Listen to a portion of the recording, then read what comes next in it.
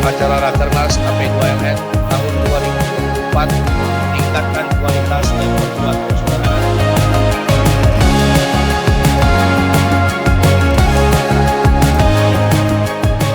Rekan-rekan sekalian, untuk mengawali kegiatan pembukaan acara seremonial Rapat Kerja Nasional AP2LN tahun 2024, tingkatkan kualitas dan perkuat persaudaraan, berikan tepuk tangan yang meriah untuk Bapak Firman Budianto, Ketua Umum AP2LN, untuk memberi sambutan pertama. Bismillahirrahmanirrahim. Assalamualaikum warahmatullahi wabarakatuh. Om Swastiastu, Namo Buddhaya, salam kebajikan. Rahayu, rahayu.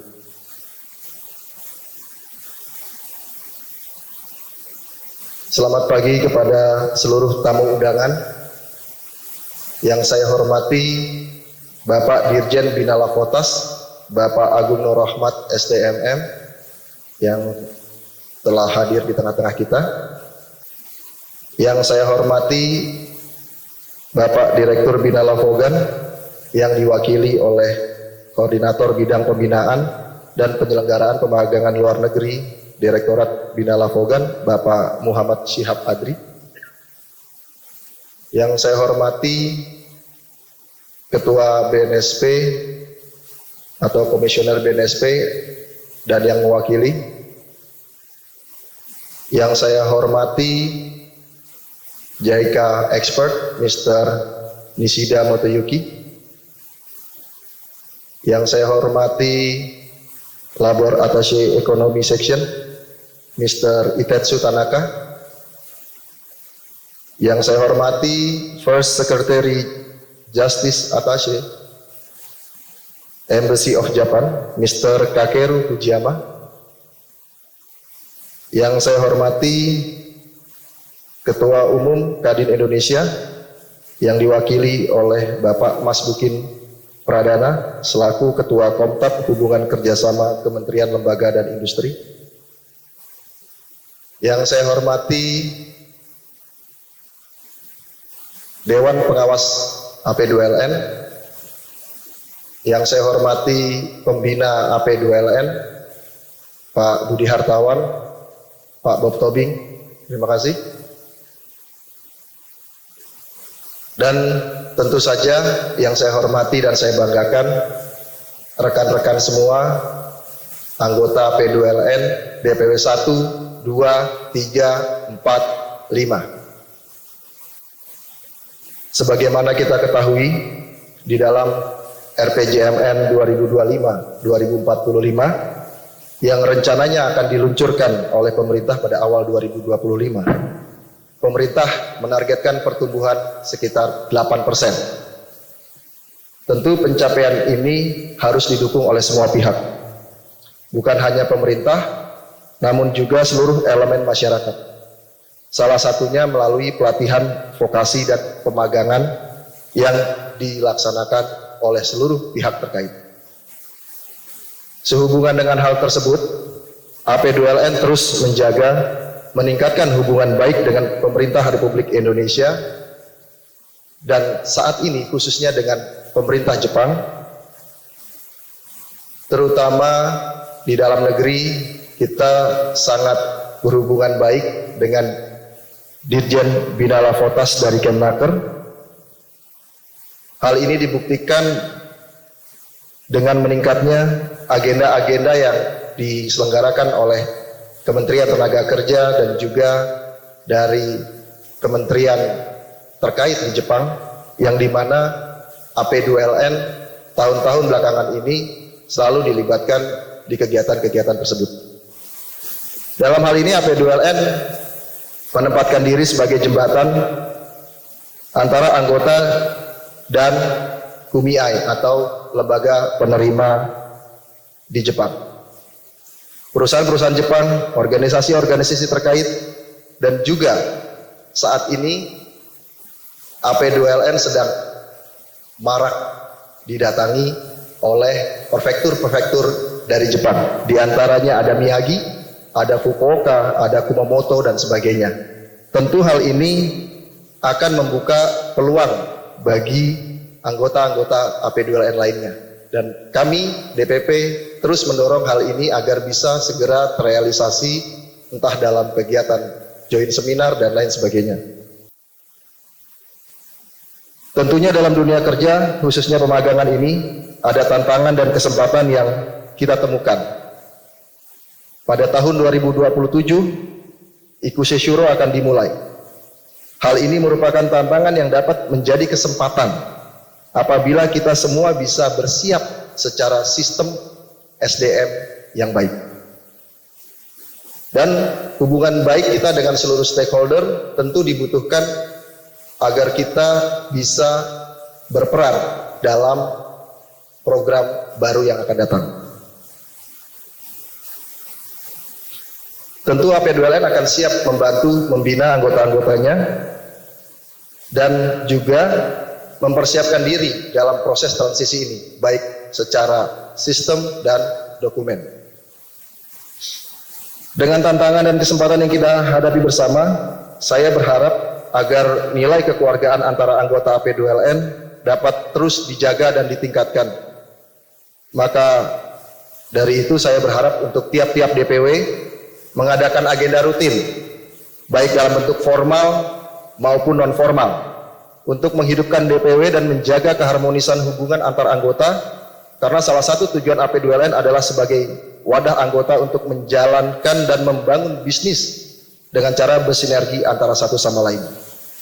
Harapan saya ke depannya agar AP2LN terus berkembang, tetap menjadi asosiasi yang solid dan mempunyai posisi strategis di dunia kerja Indonesia, khususnya di dunia pemagangan luar negeri. Sekian, terima kasih. Wassalamualaikum warahmatullahi wabarakatuh. Dan untuk selanjutnya, sambutan berikutnya adalah sambutan yang akan diberikan oleh Kedutaan Besar Jepang untuk Indonesia. We would like to invite Mr. Itetsu Tanaka for the next welcoming speech. Yoroshiku onegaishimasu. Assalamualaikum warahmatullahi wabarakatuh. Salam sejahtera bagi kita semua. Syukuran dan Om Swastiastu. Saya Tanaka Itetsu dari Kedutaan Besar Jepang. Terima kasih telah memanggil saya untuk menghadiri acara yang luar biasa hari ini.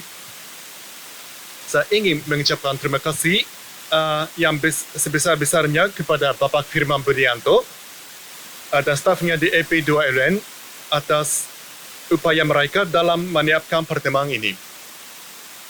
Saya juga ingin mengucapkan terima kasih kepada semua SO yang berpartisipasi hari ini dari seluruh Indonesia atas kerja kerasnya selama ini. Dan saya ingin mengucapkan terima kasih kepada Bapak Agung Nur Lohbat, Direktur Penerpotas, atas bekerja sama dengan kami setiap hari untuk pertukaran sumber daya manusia antara Jepang dan Indonesia. Program perhatian magang teknis diluncurkan pada tahun 1993. Saat ini, 174.000 orang Indonesia tinggal di Jepang, dan 87.000 di antaranya atau sekitar setengahnya merupakan peserta magang. Jepang dan Indonesia bekerja sama secara erat dalam berbagai hal, tetapi terutama dalam bidang pertukaran sumber daya manusia, kemajuan pesat telah dicapai, sebagaimana dibuktikan oleh angka-angka yang telah disebutkan sebelumnya. Pertukaran antara masyarakat membentuk fondasi hubungan bilateral dan berkontribusi besar dalam memperkuat persahabatan dan kerjasama.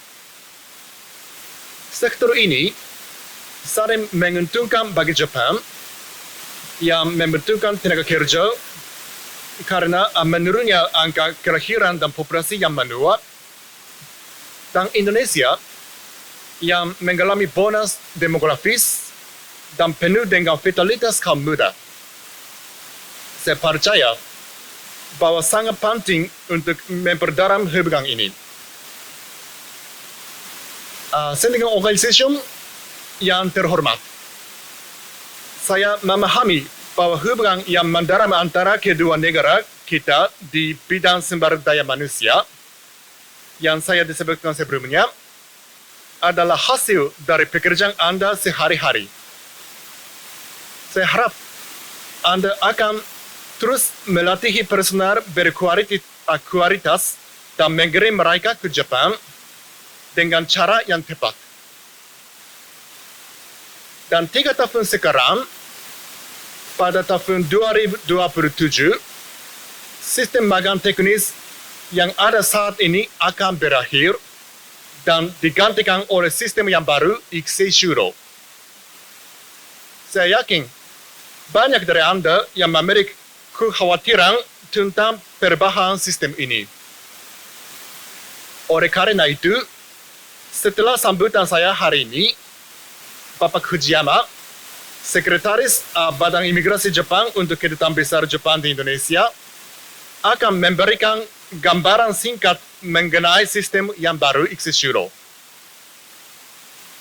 Dan di Indonesia, BP2MI baru saja dipromosikan menjadi kementerian dengan diresmikannya pemerintahan baru Prabowo pada tanggal 20 Oktober. Oleh karena itu, masih belum jelas 1,5 bulan setelah pemerintahan baru menjabat, apakah Kemenaker atau Kementerian BP2MI baru yang akan menjadi badan utama untuk sistem magang yang baru di Indonesia. Meskipun prospek masa depan tidak pasti, saya ingin terus bekerja keras untuk memastikan bahwa ESO dapat terus mengirim banyak orang berbakat ke Jepang. Saya berterima kasih kepada Anda semua atas kerja sama Anda di masa lalu dan masa depan. Terima kasih atas perhatian Anda. Pertama, marilah kita panjatkan puji syukur hadirat Tuhan Yang Maha Esa, Allah Subhanahu wa Ta'ala, yang mana pada pagi hari ini kita masih diberikan kesehatan, kesempatan, sehingga kita bisa berhimpun dalam acara Rapat Kerja Nasional Asosiasi Penyelenggara Pemagangan Luar Negeri dengan tema Tingkatkan Kualitas, Perkuat Persaudaraan. Intinya ini Pak Budi sebenarnya meningkatkan persaudaraan, ini artinya AP2LN yang hari ini baru 115 anggota dari 438 SO, mudah-mudahan bisa dirangkul semua di AP2LN. Jadi Bapak Ibu semua yang saya hormati, kebijakan yang sama dalam hal ini peningkatan sumber daya manusia dengan menyiapkan di Astacita keempat, yaitu memperkuat pembangunan sumber daya manusia, sains teknologi, pendidikan kesehatan, prestasi olahraga, kesetaraan gender, serta penguatan peran perempuan, pemuda, dan disabilitas.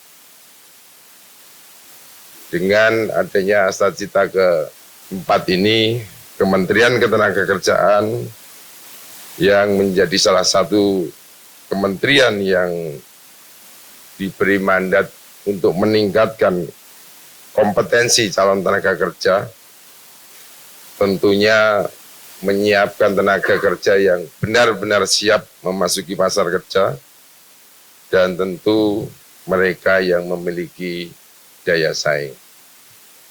Kemudian Ditjen Bina Lavotas juga terus berkomitmen untuk memperkuat pembangunan sumber daya manusia melalui kegiatan-kegiatan yang tentunya kami rancang dan kami untuk menjawab tantangan dan peluang dengan memberikan ruang bagi masyarakat, terutama bagi pencari kerja untuk meningkatkan kompetensi, mengakses peluang kerja, dan mengenal inovasi baru yang mendukung produktivitas kerja.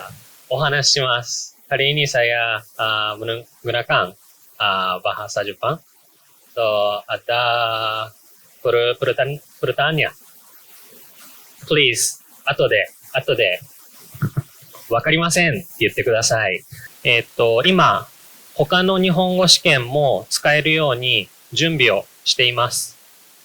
なので、もっとたくさん多くのインドネシア人が日本語の試験を受けられるようになると思います。